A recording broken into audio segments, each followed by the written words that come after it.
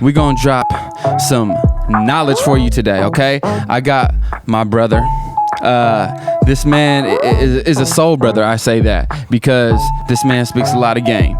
You feel me? And not only is he in fashion, we're gonna drop him with some fashion, but we also gonna get in deep with the young California youth. You know what I'm saying? We gotta educate them sometimes, T. Yes, we gotta do it. We got to. We got somebody special. We got somebody special in here. Y'all take a second, okay? We got Extraordinaire for Venus and Mars clothing line. We got a high fashion icon. We got somebody that's really deeply rooted in the LA roots and fashion roots and in the culture. Yes. We got the messenger, God's messenger, actually on Twitter and actually on Instagram. Yeah.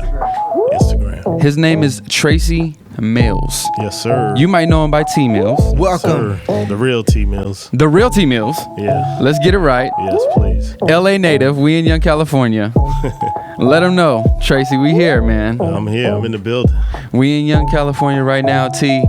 We here. We gonna drop some game. We gonna talk about fashion. Please. Fresh off Yeezy season 2. Yes, sir. First of all, you black. You back. Thank you for being back here. And I am black. Yeezy season 2. Yep. We're gonna talk about some of that stuff. No problem. We're gonna talk about some hooping. Gotta do that. And we're gonna talk about your come up in the industry, Okay. and how you've been rooted, and then we're gonna leave off with a message. Okay. For the young Overall, California. Tracy, how was your day, man? I'm still alive, brother, so I'm blessed. Great. LA, what'd you do today? Anything we could? What did I do today? I was just Anything special? I was downtown working on new stuff for my new brand I'm launching. Okay. So just been working on that and constantly evolving. Yeah. This man is the king of one-liners. I promise you. All right. Hey, let's get into some music. The real T. The real T Mills, huh? What up, It's man? funny because I seen T Mills. I seen Travis Mills. Okay. Earlier today. Oh, He was that's like, his name? oh, yeah. Travis, okay. Oh, you got Tracy on there. You said, say what's up. So he Yeah. said he's on here. Recognized that you was on here. He works with Travis on at Yeah. Apple. Okay. It's funny. It's just a small world. And I say that because I can't get away from you. We ran into each other at first Amigo. and foremost. We ran into each other at a barbershop. Right. For Pharrell's show Right. on Apple Radio. Right. Next, I ran into you also at Amoebas, just randomly. And you were like, if you ever want to have someone come talk and empower some stuff, have me on the show. So Yes. we got you on the show. Appreciate That was just a little backstory between us. And then let's just give a backstory behind you. Okay. Let's start off, because you're LA native, let's start about just growing up. And we'll take it from there. Growing up, I was born in LA, but I bounced from LA when I was 1. My mom and pop separated, and I moved to Chicago. My mom's from Chicago. My dad's from Arkansas, but they met in LA. I came back to LA when I was 10, and I got introduced to gang banging. Gang banging. Yes. I came What? in- Can you tell us what area or what sector or what hood? It was like a hybrid of like South Central, because it was like Crenshaw and Adams. Okay. So it was like Almost like mid-city area? Yeah, okay. Uh-oh, your neck of the woods. That's my neck of the woods. So, and I got introduced to gang banging, Wow. colors. So my brother, when I came to LA, my brother was already a basketball legend already. So my brother, his name is Chris Mills. He went to Fairfax, was All-American, number 1 in the nation. Went on to the NBA, but he had to control me because my mouth was crazy when I came. Oh, you was the wild little brother. I was Chicago. I thought I was from Chicago. Windy City, got you, yeah. My mouthpiece was crazy, and I remember one day my brother, one of his homies was a Crip, because we grew up around Crips, and my mouth was so crazy that my brother just let him dust me off, like right in front of him, like beat the draws off me. And when he was done, he was like, "Yo, I just had to let that happen so you can learn about the rules of LA. Like your mouth, you gotta You gotta like muzzle that, bro. Now, were your parents there to be like, okay, scared? Because you also had a brother looking up. Obviously, he, was going through school and whatnot. So, what was the pressure? Was it like, okay, you got to learn from your brother, or was it like, stay out the streets? The pressure was, don't get in trouble, because my dad is from the South, right? And he's old school, so you're gonna get. I can cuss on you. Yeah, you good. So you're gonna get your ass beat like a slave. That's how my dad was. Right. And my brother was, he was there, but he wasn't there. You know, he had the fame, so he was just, light skinned, tall, hazel eyes, the man. I'd see him here and there, but for me, it was like fend for yourself. And all my cousins gangbang. Gotcha. All my cousins. Every one of them. So just listening to them, watching them, I didn't want to be like that. I wanted to be like my brother, because I came from Chicago playing ball. So that was the motivation, was to be a hooper. And growing up, I grew up very abused, though. My father was a very angry black man, straight up. So he had that Southern mentality. His mother used to work in a house for a white woman, and he had to be fed from the back porch, because back then in Arkansas, a black child couldn't come in a white person's home. So his mentality was crazy. Like his friends were being hung. I think his grandmother was a slave. So my father was born in 1939. Wow. So I had that type of upbringing where it was like really like hardcore, and it made me very angry. So I grew up very angry in LA, like very angry. And it haunted me for a long time. Now, it had been some music that you was vibing to around that, because growing up, and I share the same stories with you, not the exact same story, but music helps raise us if the situation isn't how all situations are. Man, listen, I wanted to kill myself when I was young, so music helped me from committing suicide. So back then, I was listening to like Anita Baker. Amazing. Who else was I listening to that stopped me from just wanting to kill myself? Anyone on this wall? Stevie. Yeah. Off top. I got so much. For the people who are listening, man, we got this wall of records around the studio, and T Mills, he's just looking around. Music. From hip hop, Rakim. You see Rakim over there? I love Rakim. Rakim and Big Daddy Kane made me want to have swag. Probably.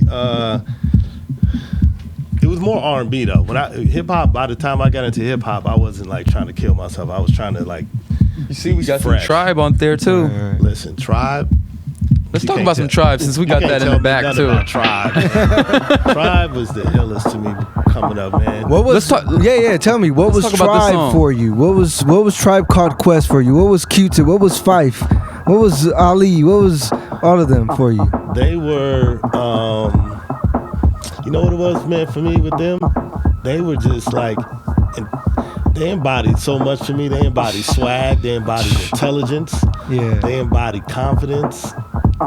It's like, to me, when I used to listen to Tribe, man, they used to make me want to go to New York too. Like they made me want to be in New York City. Vibes. Their vibes was incredible, man. Like Tribe, if somebody disrespects Tribe, to me, you don't know music. Yeah, you know what I mean? Exactly. You don't understand music at all. And you bring that up because it's funny, because when we met at the Pharrell thing, right? at the barbershop, there was a younger generation, more like us, right. Q, who was talking about, man, my generation, Tribe Called Quest, man, they suck compared to Drake. The DJ just like, you can't do that. You can't say that. Because all of our stuff, and it's funny because someone like a Pharrell always pays homage to people like Q-Tip, because Q-Tip is one of the founding fathers. Yeah, and I know Q-Tip personally. Beautiful soul. Yeah, good brother. You know a lot of people. I've been blessed to know a lot of people. You know a lot of people. We're gonna talk about that in a second. Yes. And you have a little bit of inside information, being that you came up in the industry. Let's just give them a background how you came up in the industry. So, I'm a little tease it. You know Christian Audigier. Yeah, I started out with Von Dutch. Yes. Early 2000. I remember that. Yeah, I was like very the big head of product placement, celebrity placement, because I knew so many celebs. So I started out with that. couple years, blew the brand up. They made a lot of paper. I remember that. Von Dutch used to be everywhere, smeared everywhere. Yeah. Like first the trucker hats. Yeah, I mean, I put that on Ashton Kutcher for Punk'd, and it was over. So I want to say that was the first like realization of how a brand can. I know people have been doing it forever with celebrities and stuff, we but weren't the first. No, but you guys made it for my culture, or for me, realizing like Von Dutch is everywhere, and they're doing it based off of. Not based off of, but the celebritization of it. Yes, and we made those hats. That was a $5 hat to make. Then we sold it for $100. Sold like hotcakes. Yeah. It was Ashton that blew that up. Yeah, because punk back then was huge. Huge. So yes, him wearing it was a white trucker hat, and then from there, I look back and it was like crazy because I remember I had Jay-Z wearing it in his tour, Hard Knock Life tour. And they had Rockaware. And I remember Dame Dash being mad at him for wearing Von Dutch instead of his own brand. But that's how hot Von Dutch was. Everywhere. And Jay wanted, like, he came into the store, he wanted everything Von Dutch. Like, if you look back then, you'll see him Von Dutch out. Right. Like, yeah. So from Von Dutch to Ed Hardy, we left there because the owner didn't want to give Christian a piece of Von Dutch. So he left, and then he didn't want to give me a raise because he probably looked at me like this young kid. Yeah, celebrities, but okay. So I ended up leaving. Not realizing the importance of that. Hey. And it crumbled right after. But I left, and then Christian hit me up when he started Ed Hardy and said, I want you to come do the same thing for Ed Hardy, but with a bigger pay, a bigger title, and we blew that out the water. Ed Hardy was another thing that was everywhere. Yeah. Ed Hardy, then he did his own personal Christian Audigier brand, which I remember was the that. first like $100-$200 t-shirt. Yeah. I remember that. Foil flocking, everything all over. Everywhere. I think there was a store in Vegas as well. Yeah. We were Big, everywhere. We used to do the trade shows, and we would have like, trade shows in Magic, you would have like a booth with a certain square footage. We would have like 70 booths in one, and we would have like Snoop perform like in the middle of making it an experience. No, he made it into an extravaganza. Like, he was like Walt Disney to Magic. And Christian was crazy. Okay, so Christian. And then I did that for a while. Then one of my best friends on the planet Earth, Kanye, came to me and wanted me to work with him in Paris to do his personal brand. So I left. Obviously, I'm going to leave. So you leave Ed Hardy. Yeah, and go work with Ye in Paris to start his personal brand. Kanye West in Paris. Yeah. And Negroes in Paris. Negroes in Paris. Yeah. Yes, that was us. Okay. And then now we're on to Venus and Mars. Venus and Mars was my personal brand that I eventually launched a year ago, and that did very well for me. I recently actually had to shut it down because somebody disputed the name because this lady had a brand called Venus Swimwear and disputed I'm like, okay. So, but what? I was legally told to halt for a minute until we actually cleared it, because if I would have lost that battle, any money I made after that dispute, I could have had to give that paper up. So I shut it down, and then I've started a new brand I'm launching called Visitor.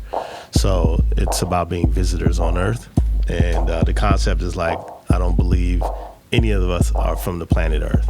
And I say that because if this was really our planet, it would be no racism, classism, kids wouldn't be dying, would be no diseases. It would be harmonious. There would be no, oh, you're black, I'm white, oh, you're this, you're that. It wouldn't be none of that. So this can't be our planet. Right. And even if you don't believe that, you're gonna die one day. So you're still a visitor on Earth. I mean, so to speak, celebrities are out of this world. So what you're saying is there is no celebrity status. Everybody's out of this world. Well, listen, let me tell you something, bro. I have a lot of friends, personal friends, who are of a certain status to the masses. They're no different than me. They're no different than you. They bleed just like you and just like me. They can't take what they have to the grave with them. So there's no we give people power. We give people this, oh, you are, man, you no different. I respect you, respect me. That's it. And then every life has an end. Yes. Yes. We don't know when that's coming, but everybody has an ending date. Believe that. How do you get your ideas, or what is everything behind you? Are there other people behind in your squad, in your team? Any mentors, or did you have a mentor growing up? Man, Man, my mentor growing up was God. Okay. Straight up. I mean, I have a great crew of friends around me. You know, I learn from everybody. I learn from my younger brothers. I learn from my boy sitting right here next to me, Marquel. I learn from Ye. I learn from my boy Virgil. I learn from my boy Ivan, Don C, Jerry, all my crew. We all learn from each other. You know, I don't know anything. Let me tell you that. Because once you think you know something, it's over. You don't know anything. I don't care how much you educate yourself, you have a lot more to learn. So I keep that mentality. That way I can continue to prosper. And my inspiration comes from right now. I'm inspired being here. I could leave out of here and create a whole collection. That's just how I view life, things around me. Like, I'm inspired by everything I look at. I just think that's the way we're built. You know, like everything in front of you is for a reason, and it's only for positive. You know, it's like as I grew up, I had to train myself how to rethink. I grew up because of my circumstances, I chose to be negative. But then as I grew out of that, I learned to take everything and try to turn it into a positive. So every situation, you can have a negative outlook or positive, no matter what the situation is. So for me, wherever I'm at, I try to see the positive in it so I can feed myself that. No failure is a failure. Straight up. Yeah.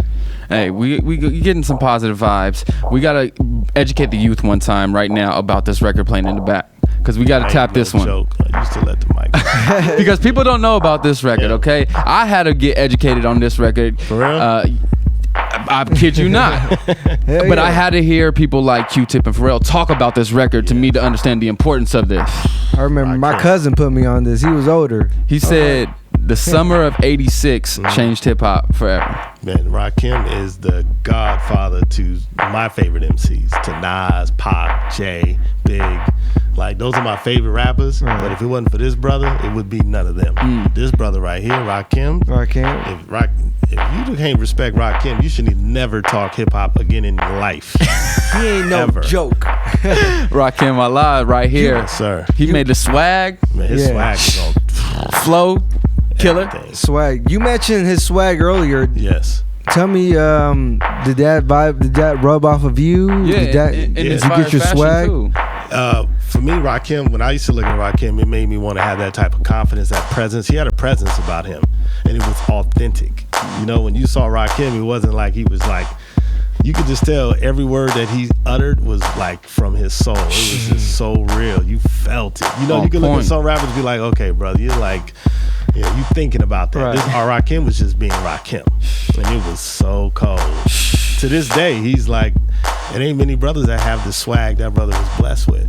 #1 MC, I believe, on the Source list of all-time MCs. I mean, he's not my favorite rapper. He's my top 5, 6, but I can't dispute that. Right. Like, if somebody said Rakim is the greatest, I can't be like, you sound stupid. I would never say that. I would never disrespect Rakim like that. I wanted to know, how important are your connections as a person, individual, not you personally, just as, not internally, if you know what I'm saying, but how important are connections in terms of network and in terms of vibrations with the people that you connect with, if you understand what I'm saying? 100% understand. For me, it's what I say all the time. Relationships take you everywhere. So people that I'm surrounded by, I was always taught that show me your 3 closest friends and I'll show you your future. So it's very important who you surround yourself with, what frequencies you feed off, because you feed off each other, energy, frequencies, vibrations. I'm very in tune to that. Yeah, and, me too. I definitely, I agree with you. Right? Vibes, energy is everything. So for me, you know, with my relationships, it's all about that. You know, I believe the reason I'm around people or people around me is because there's something about my energy that they vibe with, and it's vice versa. I don't care if they're famous or not. I don't care if they're broke, rich, whatever. If you have great energy and you can help elevate me and I can help elevate you, that's what I want around me. I don't care what your status is, you know, period. And that's what it's about, right? Yeah, period. Because you're supposed to treat the janitor just the same way you treat the CEO, Man, listen, right? You know what's funny? I felt, and this is straight up and down, I noticed this recently, no matter where I go, restaurant, anywhere, I know almost every parking attendant. because I'm so, for real, I love people. Yeah. I respect people like that even more. Right. You know, because they deal with all types of energy. You know, and for me, it's more important to be close to them than somebody who like owns the building. Of course. You know, because those people make you. So and it's funny, I notice like everywhere I go, like I know a parking attendant, and I take pride in that though. You know? Of course. Yeah.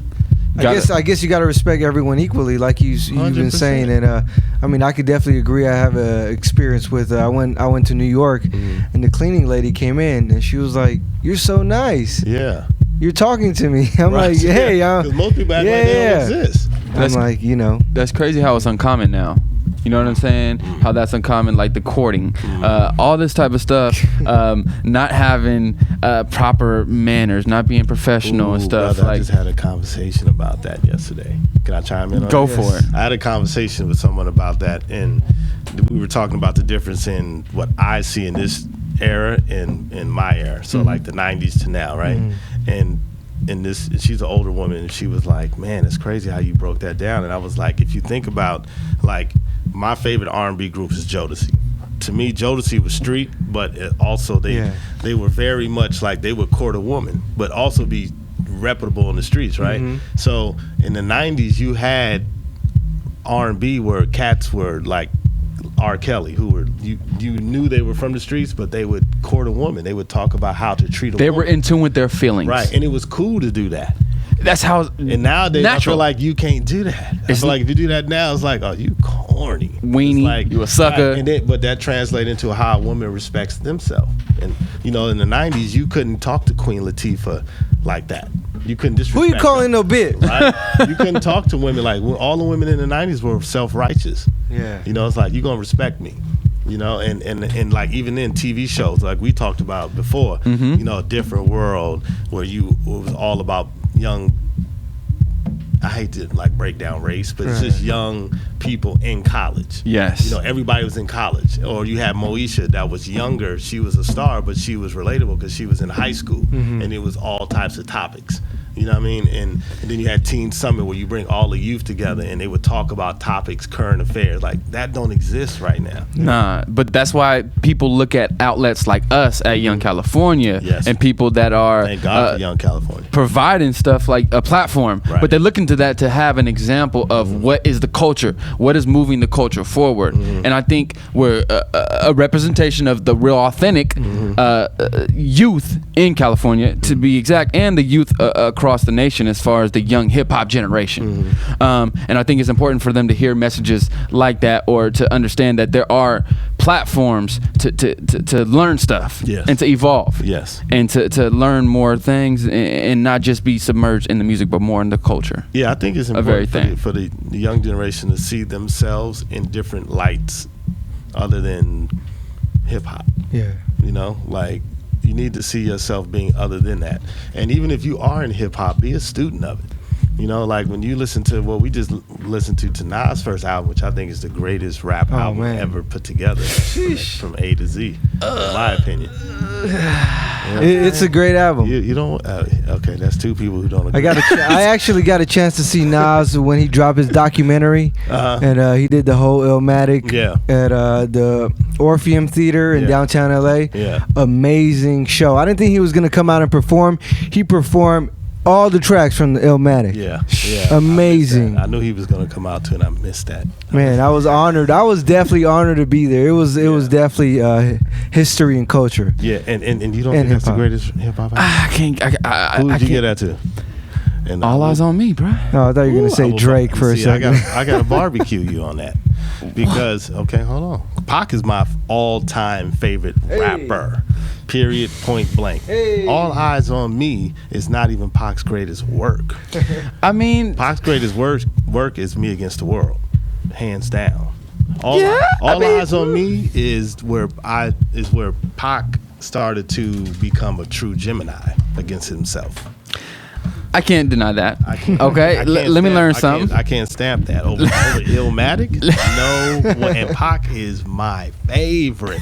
I will go to war for Pac. Okay, so Visitor is the new line. Visitor is the new line, yes. you're working with, like you say, your boy Virgil, who does Off-White. Let people know who these people are, because I don't think people know who these people are. Clothing brand Off-White, which is killing it. My boy Jerry has his brand Fear of God. My boy Ivan has his brand. He's gonna kill me. I know I always say it wrong. You know it. Oh shit. Ivan, I love you, brother. Your boy Don C too. Don C has Just Don. And I have my brand. We all have brands, you know, and we all come together, like we like to call it, like our version of the Genius Bar, where we all come together and work with Ye on his projects, you know. So Visitors coming. Yeah, Visitors coming. Visitors coming now. Is going to be unisex, because Venus and Mars was unisex, which I don't think people, if they don't know, aren't tapped in with Venus and Mars. It was pushing forward, meaning it was futuristic. Yes. As far as, well, it's all based off of what I grew up on: Star Wars, Star Trek, and the Jetsons. So that's the aesthetic behind it. I'm always trying to be in the future, but not make it look costumey, because when you think futuristic stuff, it can get very costume-like. So for me, it's more about cut and sew, pleating, things of that nature, but making it minimal, tone on tone, things like that. Certain silhouettes, earth tones, like the palettes, and and Visitors, that as well. That's hint the name. So yeah, it's still the same type of aesthetic, but you can see the difference in them. Got you. Yeah. Don C got the shorts now. Yeah. What do you think is, besides giving up like your hidden gems of what you got, what do you think is fashion, as far as, because whatever way Ye wears, whatever any Don C, because anybody, Virgil, whatever they wear, what is the key, or what is the move moving forward for fashion? What is the what is the wave? What is something that, without giving up all your secret gems? Yeah, you do. Or you can drop them. Or you can drop them. I mean, you're supposed to be no holds bars. I mean, it is no hold bar, but I gotta also be true to my crew. My crew would kill me if I give a ball. Okay, something that we know that. We're looking. Cordova. That's Ivan's brand. I gotta come back with that. Ooh, Ivan, I love you, bro. He saved the day. Yes. Cordova. That's his brand with diamond. Okay, so love you, Ivan. So what could I say? Because okay, let me say, people are. First of all, let me just say, Ye switched the sneaker game to running shoes. Yes. He switched that all over.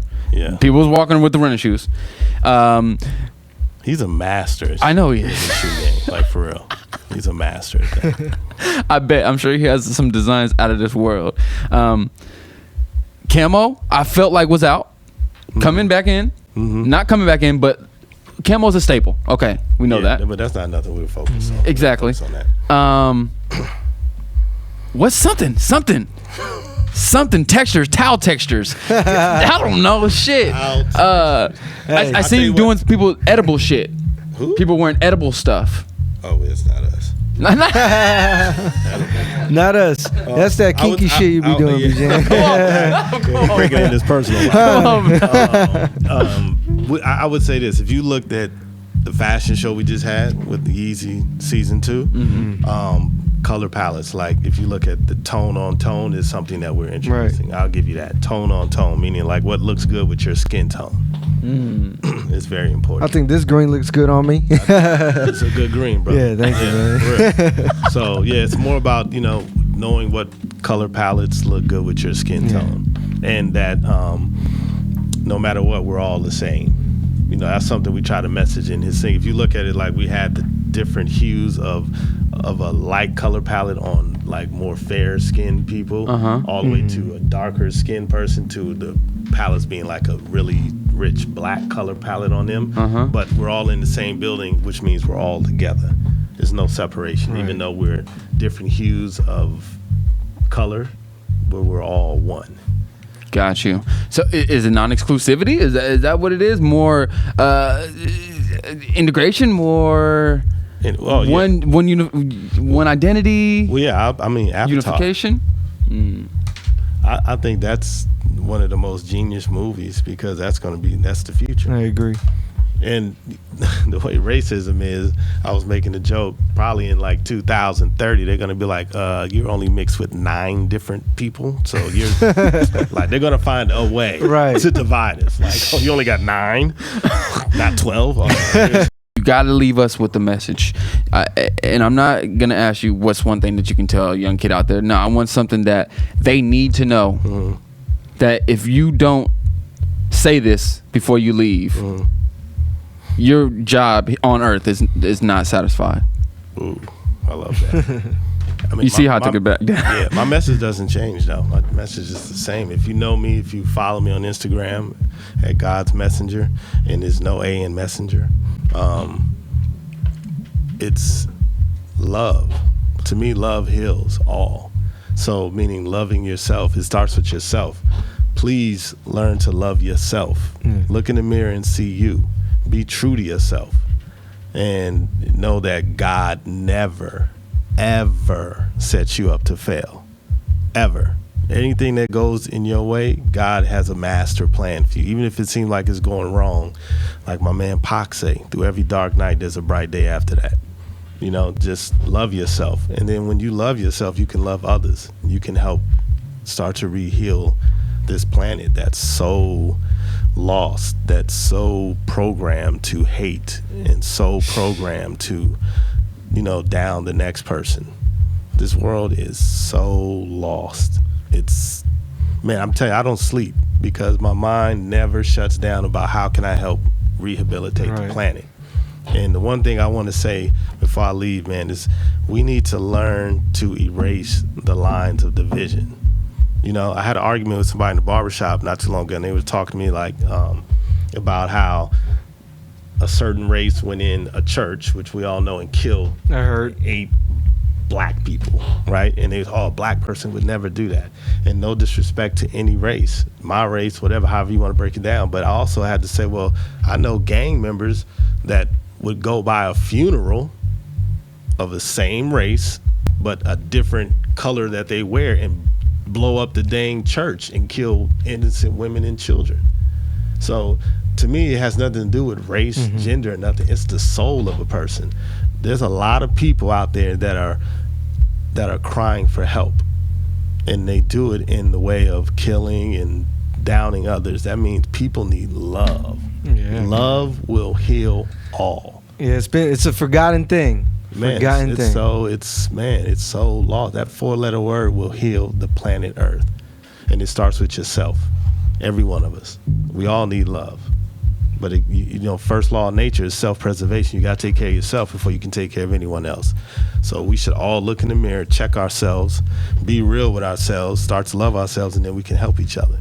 And we got to stop dividing each other, man. Stop it. We need to stop looking at people of color. We need to stop caring about if they're male, female, if they're gay, straight. That's a human. There's only one race on the planet, and that's the human race. There it is. Period. Yo, man, thank you guys for joining us. Thank you, Tracy Mills. My pleasure. It's an honor, man. My pleasure. It's an honor to have you in the studio. It's Young California. We do this every Tuesday, 10p to 11p. Hit us up, DJ Tea Time. We didn't talk Bijan. Huh? We didn't talk any hoop. Michael Jordan. We didn't. Hold on. Before we out, I seen you with 2 Chainz. Yep, I seen my boy. when you see people shoot on video, whatever it be, you can tell if someone can shoot, if they can play. I'm a hooper at heart. And you can see how you got the little roll and the little bounce, and you just it's nothing. I do that. Oh, so you're a hooper. That's my number one passion. Number one passion is hooping. More than anything. So you still hoop now? Still hoop to this day. I have a nephew. Shout out to Trey Holder, who was at Arizona State, who was a freshman last year, and he made first team all freshman, and he's cold. And I work him out, and I stay in shape because I love when somebody talk hoop and try to call me out. Who's the best celebrity basketball player? The best celebrity basketball player? I don't know who that is. I really don't know. I can't even say, bro. I play with a few people. I 2 Chainz can ball. Chris Brown can ball. I've seen Chris Ball. You know, everybody got their, like, you know, my boy Game. Shout out to my brother Game. Like, who would tell you he's the greatest of all time? But Game can hoop. You know, he'll tell you that. I play with people like Game can hoop. He has his way of hooping. But Game can hoop. I play with Robin Thicke. Robin Thicke can play too. I know Robin. I never seen him hoop. I play with him. I definitely play with. Yes, he can hoop. Common can hoop. Common can hoop. Common can hoop. I heard Cole can hoop. Bow Wow can hoop. Bow Wow can hoop. Yeah, I don't know who would be considered the best though. I don't know. I don't know. If I was a celebrity, I would be the best. Believe that. Hey, you heard Tracey right here. The Real T Mills. Once again, what's your handle so people can follow you? Ooh, and that in the background, you ain't playing, brother. I told you, man. You are not playing. I told you. And Michael Jordan is the greatest of all time. Stop trying to compare LeBron and Kobe. They don't compare. At God's Messenger, you can hear whatever he has, and it don't have an A, right? Make sure you know. Messenger, right? Yes. Get it right. All right. Thank you once again. Thanks for having me. Like we always do at this time, right, T? Yep. Man, take me out with this. Hey, you know we got to leave off with the 4 words. Help more, hate less. I love that.